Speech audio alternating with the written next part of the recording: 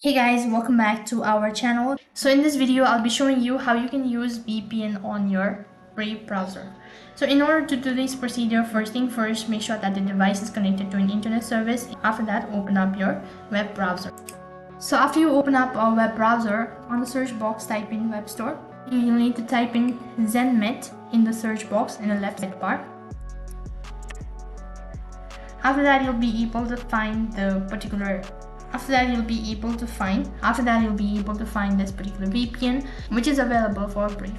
So click on add to Brave, which is located right on top. Click on add extension. After that, VPN has been enabled, and so as you can see that the VPN has been installed. So now in order to see the VPN, you can just go ahead and tap on over here, and then you can just tap on start free trial, and that is basically how you can use a VPN on your Brave browser. That's it for this video. I hope the video was helpful. Make sure to like, share and subscribe to our channel.